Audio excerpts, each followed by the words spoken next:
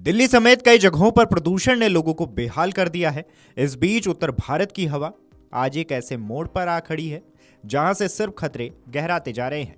दुनिया के सबसे बड़े शोध संस्थानों ने मिलकर जो ताजा रिपोर्ट जारी की है वो सिर्फ दिल्ली के लिए ही नहीं, यानी कि सिर्फ दिल्ली एनसीआर की ही नहीं, बल्कि पूरे सिंधु गंगा के मैदान के लिए ग्लोबल रेड अलर्ट करार दिया गया है।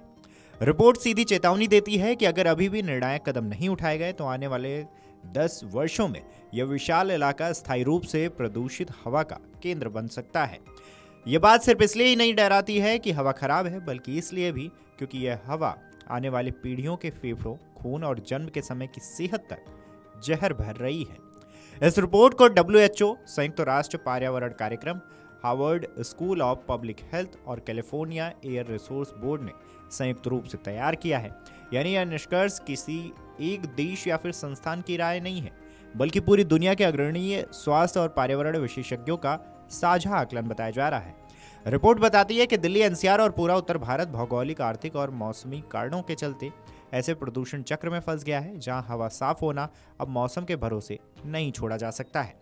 रिपोर्ट की माने तो इसमें कहा गया है कि उत्तर भारत का सर्दियों में PM 2.5 स्तर कई बार सुरक्षित सीमा से 15 से 25 गुना तक पार कर जाता है।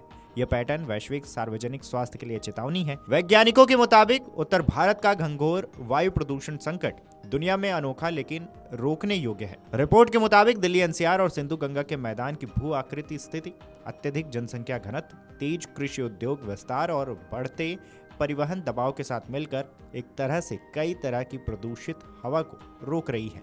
यह संरचना उन शहरों से भी अधिक जटिल है जिन्होंने लंबे संघर्ष के बाद प्रदूषण पर नियंत्रण पाया है। बात अगर लंदन की करें तो 1952 से 1970, बीजिंग की करें तो 2013 से 23 और लॉस एंजलिस के करें तो 1960 से 2000 तक। रिपोर्ट के मुताबिक चुनौती इसलिए भी विकराल है क्योंकि दिल्ली एनसीआर और सिंधु गंगा का मैदान भौगोलिक रूप से ऐसा विशाल क्षेत्र है जहां हवा की गुणवत्ता खराब होने पर उसका फैलाव नहीं हो पाता है।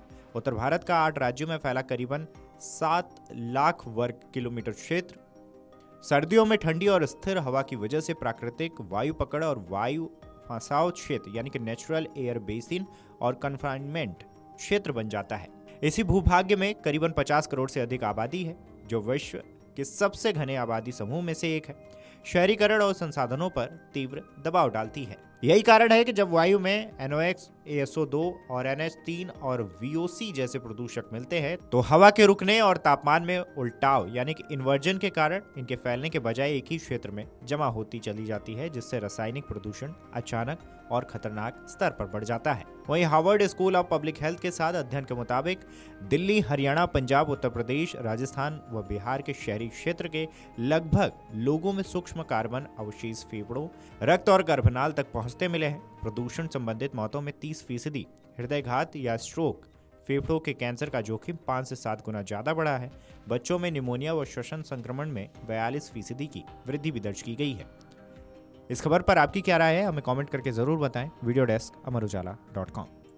अगर आप ये वीडियो YouTube पर देख रहे हैं तो हमारे चैनल को सब्सक्राइब कर बेल आइकन दबाएं और Facebook पर देख रहे हैं तो हमारे पेज को लाइक करें।